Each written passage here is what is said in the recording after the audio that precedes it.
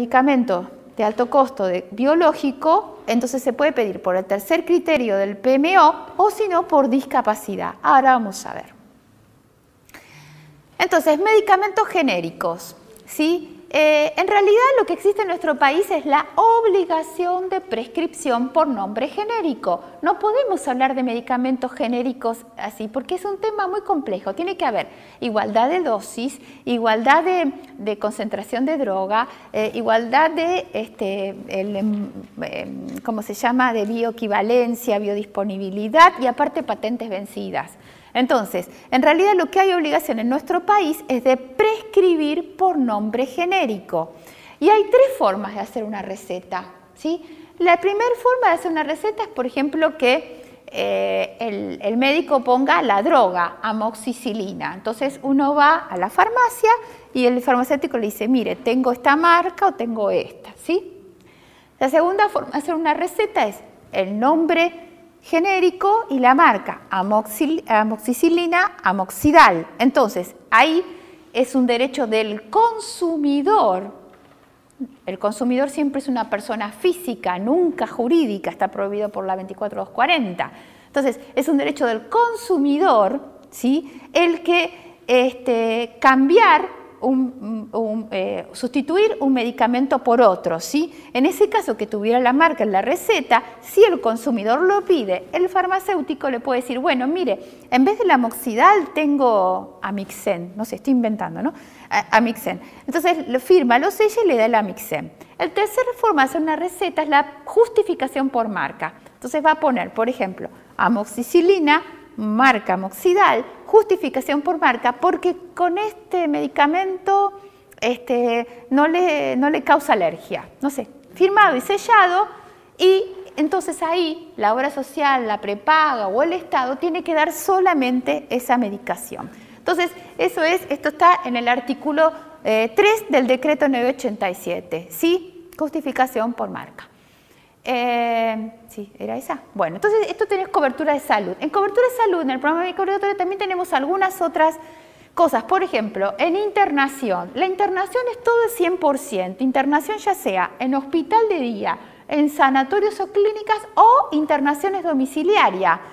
Tenga o no tenga certificado de discapacidad. La internación incluye los asistentes, los descartables, etcétera. Otro punto que tiene el PMO, todos los estudios diagnósticos son al 100%, es decir, a veces uno se va a hacer una tomografía y le dicen, ah, sí, la tomografía está autorizada, pero tiene que pagar el líquido de contraste.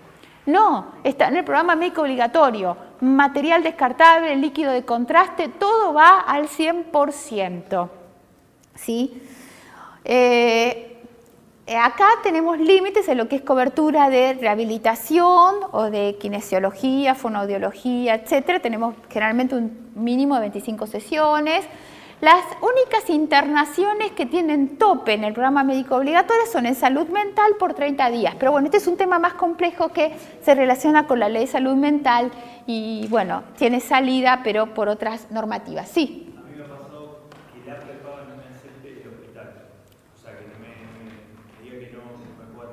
¿En el hospital público? Claro. Bueno, el hospital público es el efector natural de las obras sociales y las prepagas. No te pueden negar la cobertura del hospital público.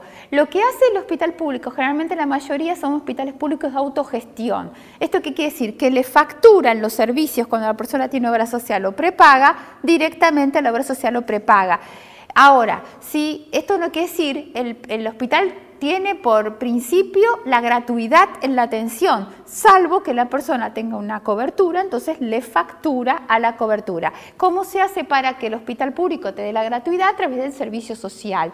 Porque, por ejemplo, a mí me dicen, ay, fui al hospital de clínicas y me pidieron un bonito para análisis de sangre. Bueno, pero si usted no tenía plata, tenía que ir al servicio social, le daban la exención y usted no tenía que pagar el bonito. Sí.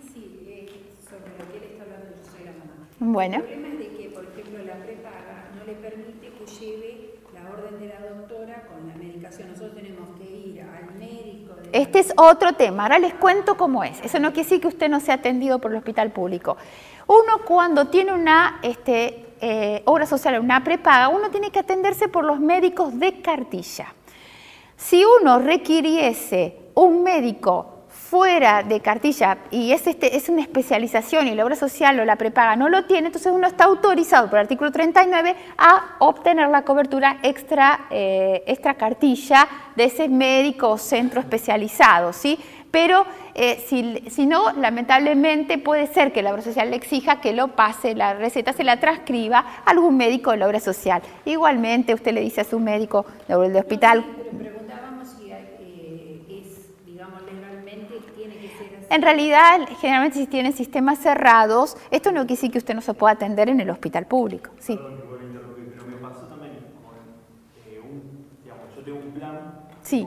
tengo un plan, en otro plan, ¿te acordás cuando me tuve que hacer una videocolonoscopia que me tuve que hacer este año, tuve que pagarla, o sea, tuve que pagar casi 2.000 pesos porque no, digamos, me decían que no me la podían hacer porque no estaba dentro del plan, no quisieron hacérmela. No, bueno, eso es un horror. Bueno, la próxima vez, antes de pagar, a veces con un reclamo, a veces lo puedes lograr hasta con una carta documento. Claro. Si uno, además de la enfermedad, tiene que estar reclamando, uno a veces se agota, es verdad. Pero en realidad, si usted reclama, usted no solamente encuentra una respuesta a su tema, sino que le abre camino al resto, ¿sí? A veces es muy importante reclamar, ¿sí? Bueno, y en cuanto a la cobertura de discapacidad, este es otro tema. Yo dije que las coberturas de estas enfermedades se pueden ver de lo que es de salud como en lo que es discapacidad. ¿Qué es discapacidad? ¿Qué es discapacidad para nuestro derecho? Porque en realidad es un concepto que no está instaurado socialmente, es un concepto que nadie conoce. Uno generalmente asocia discapacidad con la persona que no puede caminar, que no puede ver, que no puede escuchar.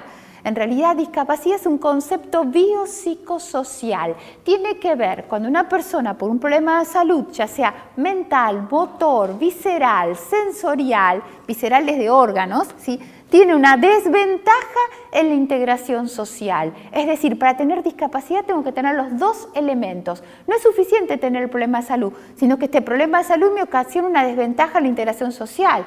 Por ejemplo, un celíaco en la Villa 31 bis, no es la 31, es que está organizada, en la 31 bis, probablemente tenga que sacar el certificado de discapacidad, porque si entra en el programa de las harinas, por más que le den 2 kilos de harina, no le alcanza para tener los alimentos que evitan su discapacidad.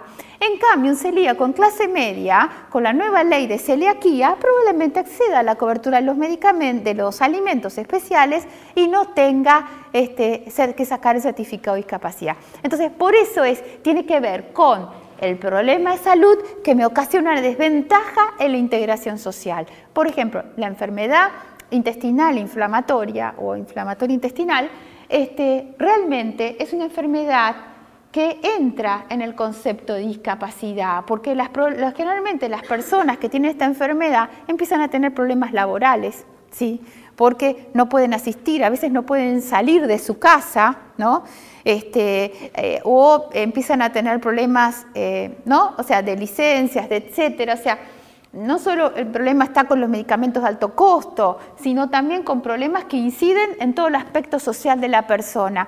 Por eso es muy importante ver que la discapacidad, entonces este concepto biopsicosocial, y si yo digo que una persona por un problema de salud tiene una desventaja en la integración social, se quiebra el principio de igualdad ante la ley. Entonces, ¿qué dice el legislador? Vamos a darle la cobertura del 100% de todos los requerimientos médicos y sociales para nuevamente equilibrar y ponerlo en una situación de igualdad de oportunidades. Por eso, la cobertura de discapacidad es al 100%, es integral y es de cuestiones médicas y sociales. Por eso yo dije, bueno, el que tiene una enfermedad de este tipo puede acceder por PMO a los medicamentos biológicos, a los medicamentos que quiera, pero el tener el certificado de discapacidad le posibilita toda una serie de herramientas con beneficios sociales que le ayudan a tener una mejor calidad de vida. El certificado de discapacidad no tiene que ver con el porcentaje de discapacidad que una persona tenga. Una persona puede tener un 5%, puede tener un 100%. No tiene que ver con la declaración judicial de insania, que eso es cuando uno tiene una discapacidad mental severa que le impide administrar sus bienes o su propia persona. Es decir, No tiene que ver en principio, eso no quiere decir que la persona con discapacidad mental tenga, lo tiene que tener el certificado. Tiene que ver